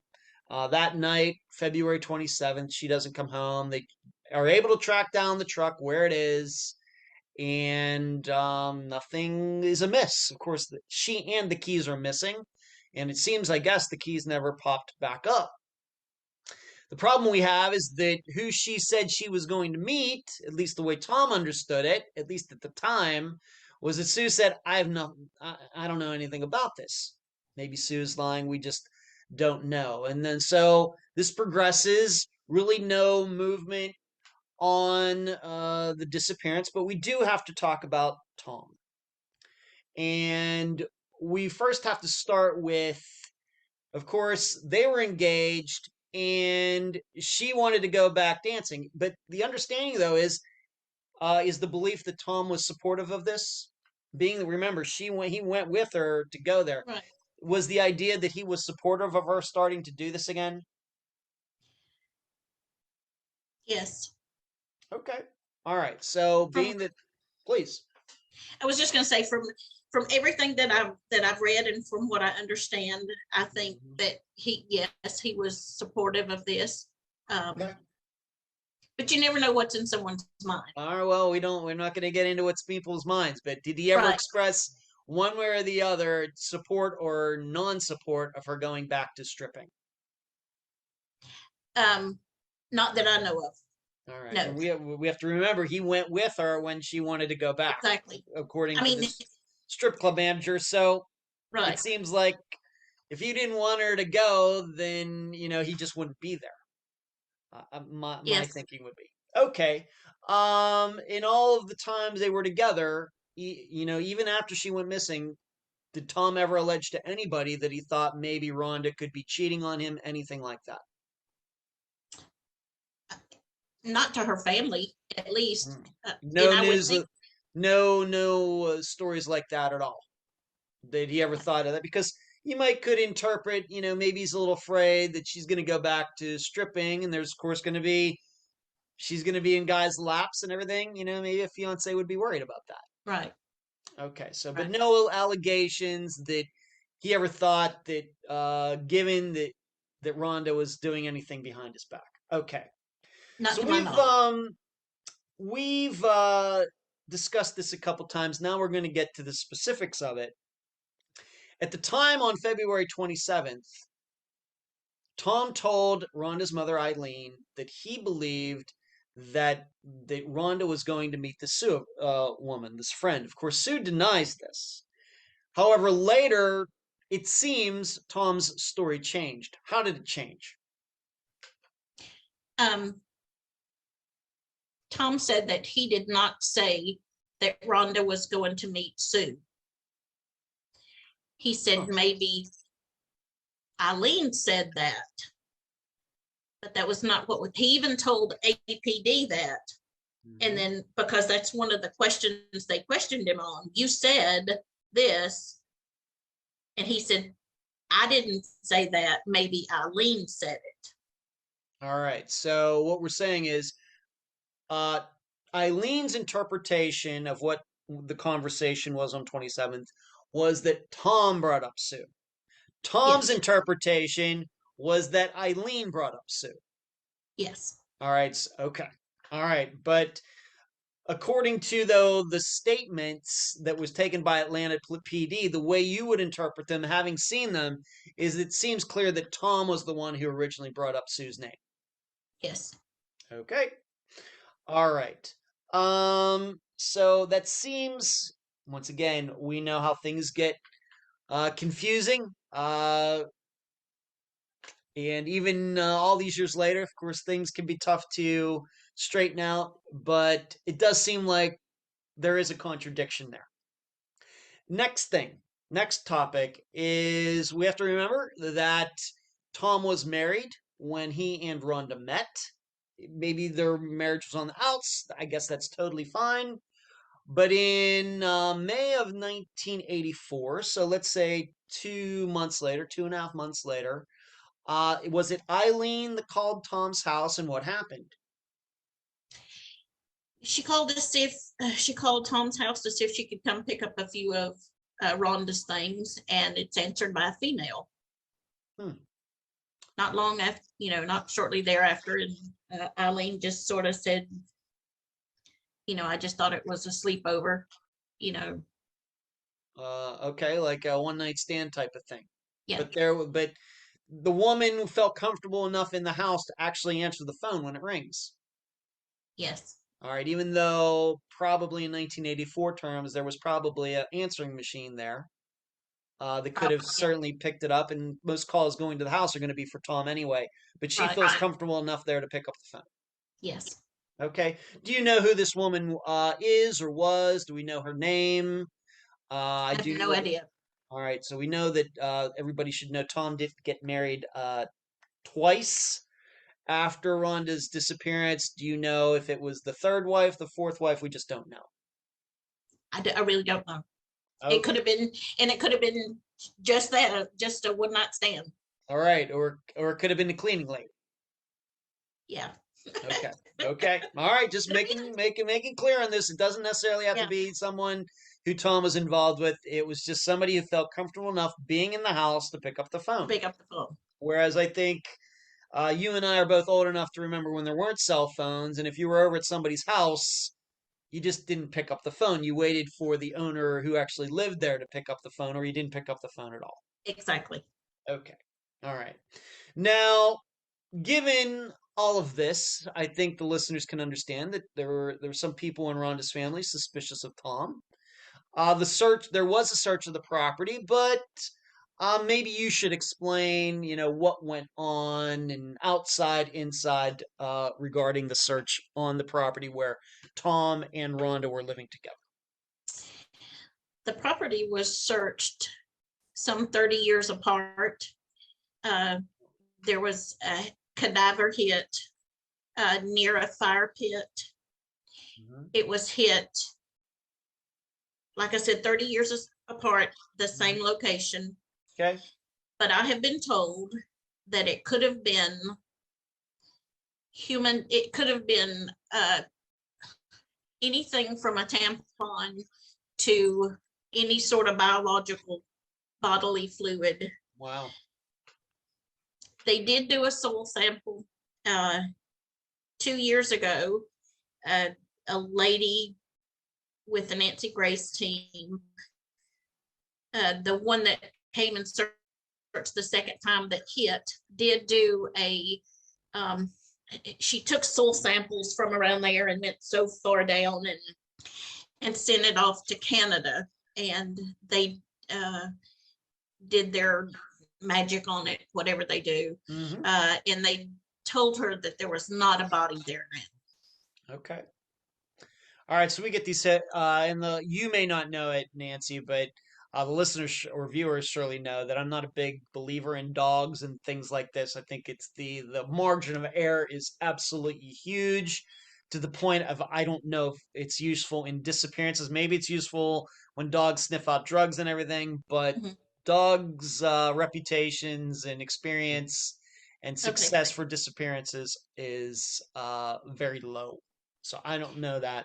Well, the two dogs, the last dogs that search found a vet, a United States Army vet that had been missing, and he was planted under concrete. Wow. And they found him. Okay.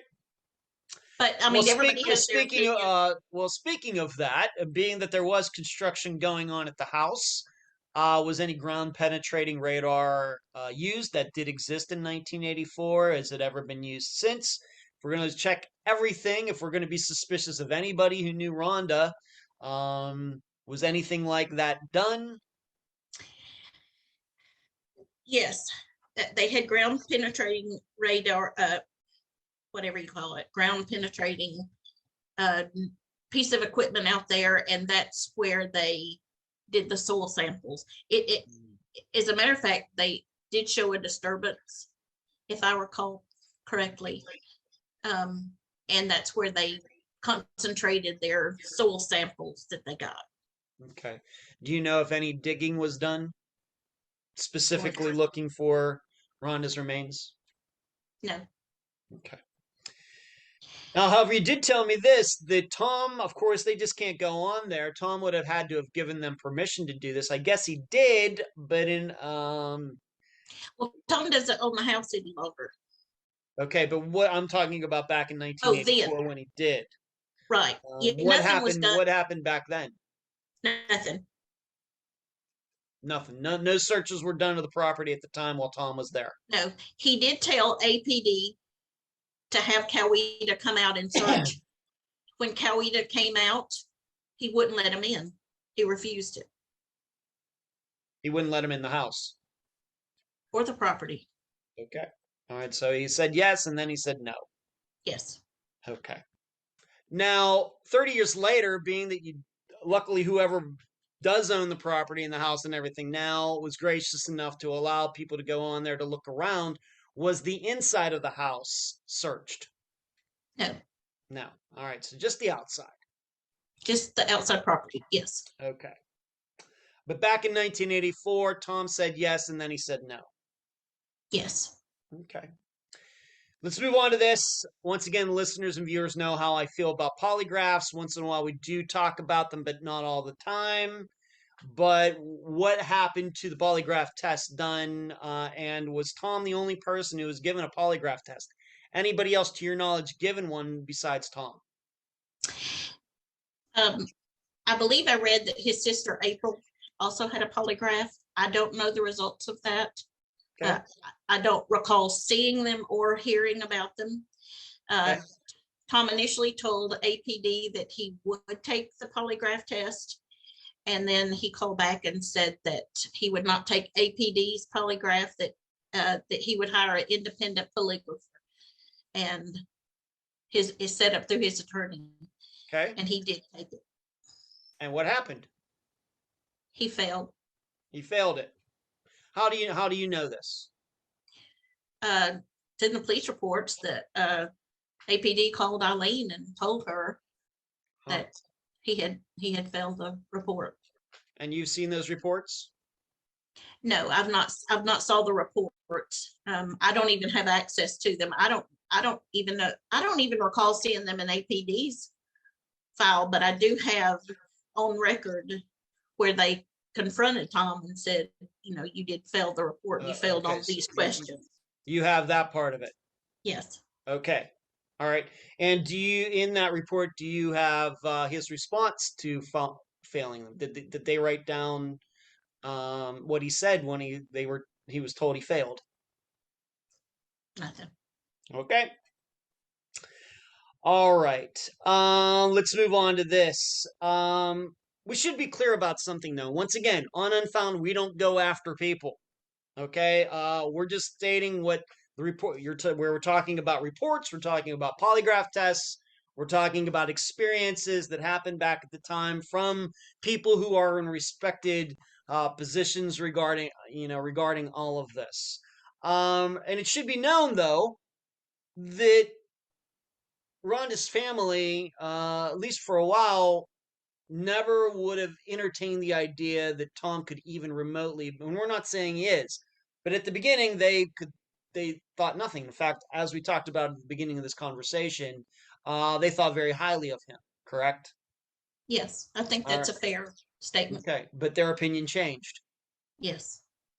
Okay, because of all of this of what we're talking about. Yes. Okay. Now, there was something, you're going to have to, all I have in it here is some comment that Rhonda had made in the month before, January of 1984. Not specifically about Tom, but about Tom's business. What was the conversation here? Rhonda had told Eileen, her mother, that she had found out that Tom had told her a lie about something. Now, Eileen says that Rhonda sort of has to digest things before she talks about them. And she also says that I didn't push her. I knew that once she had it figured out in her mind and she wanted to talk to, if she wanted to talk about it, that she would. But she was not one to probe into Rhonda's life and ask questions. Okay.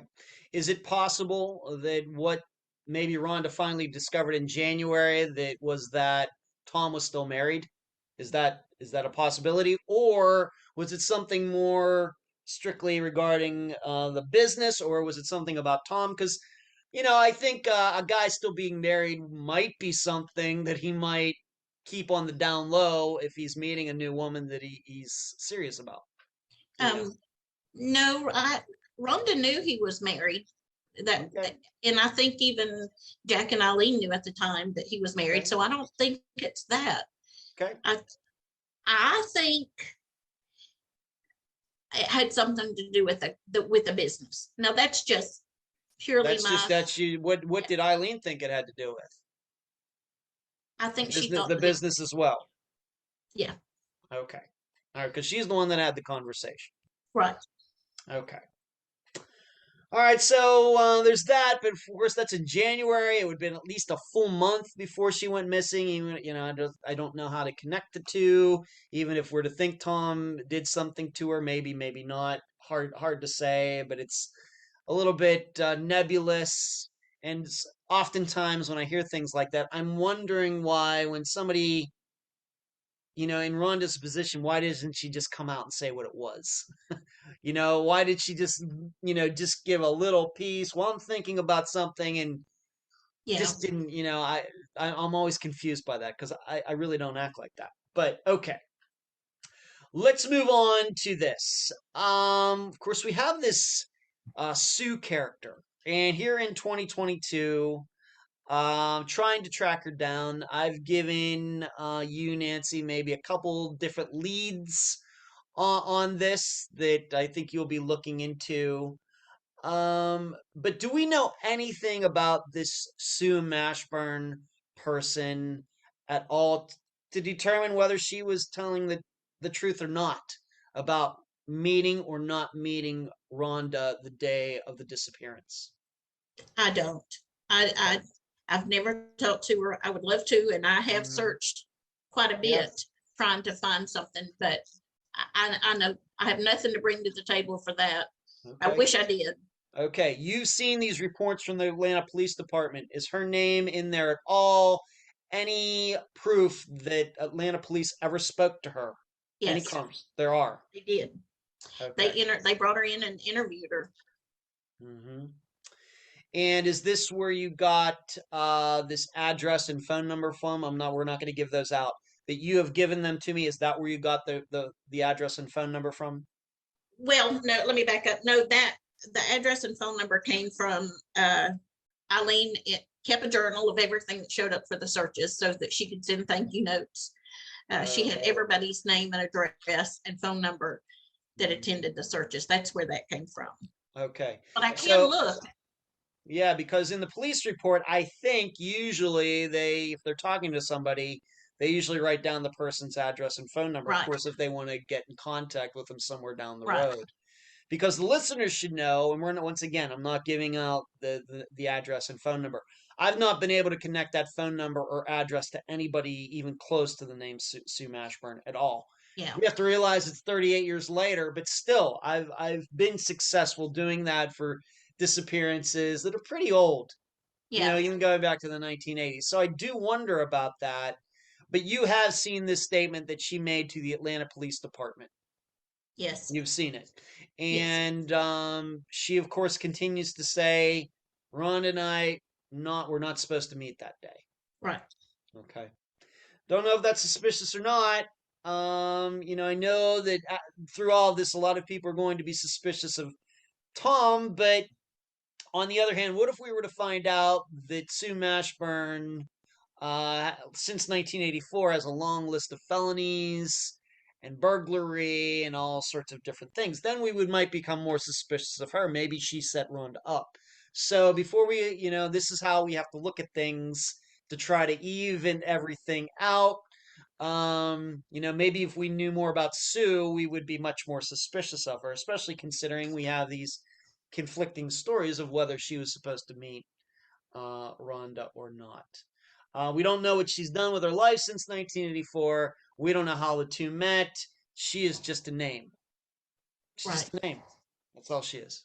Okay. Of course, you did not. You were not in the Smith family at the time in 1984. But speaking to Eileen, of course, and then your husband and other people, maybe family get-togethers. How has this affected their family over the last 38 years?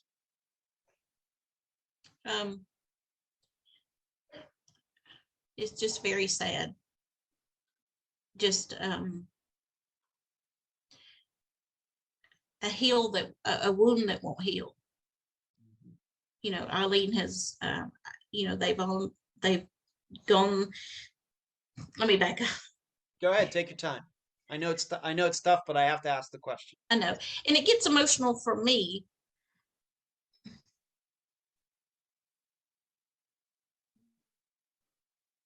Because you can see the hurt, and to see them reflect in their face and in their eyes, I just can't imagine what they're going through. And like I said, it's a hurt that never heals. No, it's a death is one thing, but to never have recovered a body, that's just something that I can't imagine. Yeah. Well, we don't know. We should state we don't know that Rhonda is deceased. Okay, we don't know. We can suspect it.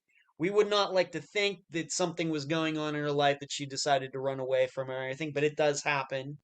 We don't know that it's just the loss. It's just the loss itself. Right. Yep. And we have to remember that Rhonda was an only child. They don't have any other kids. No grandkids. She was the only child, no grandchildren. I think that's what, I think that was a big hurt as well. Okay. Right. And what is, if you can say, of course, this conversation, how often does Rhonda's name, of course, I know you're working on it, but other than that, the conversations you have with your husband, for example, how often does Rhonda's name come up? Not so much in the day-to-day, just because I think I'm more obsessed with it than he is. He asked me one time, he said, when this is solved, what are you going to do with your time? Because it is an obsession. I think of it probably at least 5 times a day. Just, oh my God, I don't know. All I can say is I'm obsessed with it. I just. Yeah. I gotcha. And you, once again, you didn't know anything about Rhonda's disappearance until you met your husband. That's true. And did you grow up in this area where the disappearance happened? No, not in Coweta County.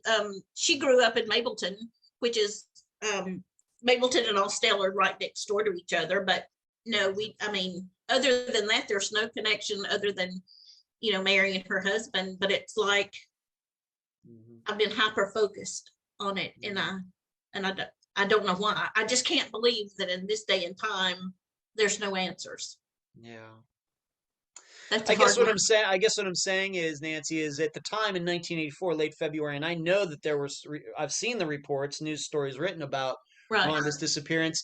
Do you think it's possible way back in 1984 that you saw those news stories back then, and maybe it just kind of, went one ear and out the other, or in your eyes, and then all these years later it kind of comes back? Or do you think you were even aware of Rhonda's disappearance back at the time? I don't think I was even aware of it. I really don't.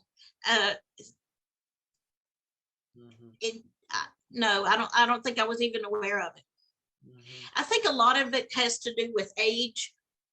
Looking back, and you think, gosh, I'm 57. She was just a couple of years older than I was. But it's just the fact that somebody just disappears. That is just horrible to me.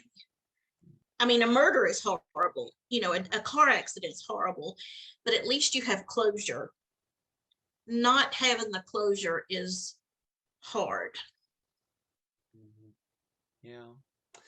I would compare it to my own experience having lived in Las Vegas for 13 and a half years. That I lived there. There was a young woman, her name was Jessie Foster, who went missing. And I remember when it happened, it was in the news out there. Of course, what year did she disappear? 2004, 2005, 2006, something like that. And I can remember it being in the news, but there was no way that ever could I have guessed that podcasting wasn't even a thing back then, that in 2016, I would be talking to her mother about Jessie's disappearance that is still unfortunately still unsolved. I guess that's what I'm asking you is that, but you don't remember, you might have read it, you just can't remember. You might have read a story about Rhonda Smith's disappearance, or you didn't know from anybody at the time, and now here you are, 38 years later, being obsessed with it. Right. It's funny how life works like that sometimes. It is. Yeah. Yeah. Do you have a website, Facebook page, anything like that set up for Rhonda's disappearance? Justice for Rhonda Smith on Facebook, yes. Okay, Justice for Rhonda Smith on Yes. Facebook. Okay, very good. I hope everybody will go check it out, like it, share it, become a member there. And of course, we'll be linking to it before this episode comes out. Nancy, any final words before we complete this interview? No, I appreciate you reaching out to me, and I truly hope and pray that somebody somewhere this will jog a memory, or somehow it can help get her case solved. Yeah, me too. Okay. Well, Nancy, it's been good getting to know you. I know we're going to continue to communicate with each other, and I guess I love giving other people work. So yeah, I wrote a couple things down there that maybe you're going to look into before this episode comes out. So maybe I'll be able to include those in the summation if you can find those things out. Absolutely. And I do appreciate you being on this episode of Unfound. Thank you for having me. You're very welcome. And that was my May 1st, 2022 interview with Nancy Cunningham, cousin of Rhonda Smith. I thank her for joining me and all of you on both audio and video for this episode. To start this summation, I need to follow up on a couple of items discussed during the interview. First, at the time of the recording of this episode, May 10th, 2022, Sue Mashburn, whoever she is, has not been reached. The problem has been that I haven't been able to find a Sue Mashburn who lived in Georgia who would have been the right age at that time in 1984. Why is that? It could be for a few different reasons. It could be that Sue wasn't her real first name. In fact, given that Rhonda was a stripper, if Sue was also one, Sue might have been using her dancer name. It could be that Sue died in the 1980s and her existence did not make it into all the public databases that weren't created until the internet started. It could be that yes, she was living in Georgia, but she was living with someone, and Sue never used the Georgia address for anything official like a tax return. Meaning Sue Mashburn might have been from another state all along and not technically a Georgia resident. Which choice do I like best? I really can't say. The other item was Nancy's mentioning of another missing woman, whose disappearance reminded her of Rhonda's, although Nancy could not think of the name during the interview. But Nancy was correct. Mary Shotwell Little disappeared on October 14th, 1965.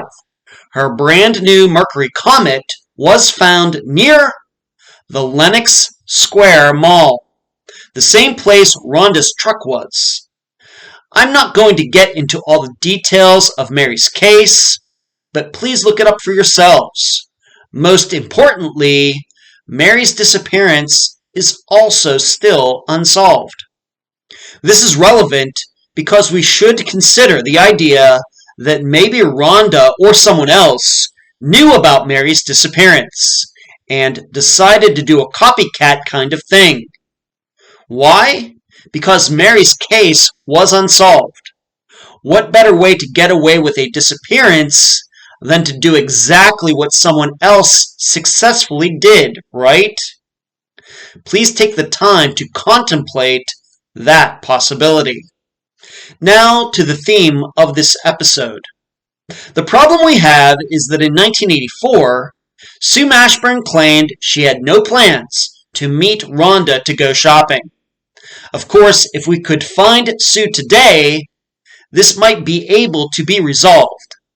But dare I say it, that there is no record of a Sue Mashburn with the correct age in Georgia at the time kind of adds to the idea that she wasn't who she said she was in 1984, and that she really did meet Rhonda that day and something happened.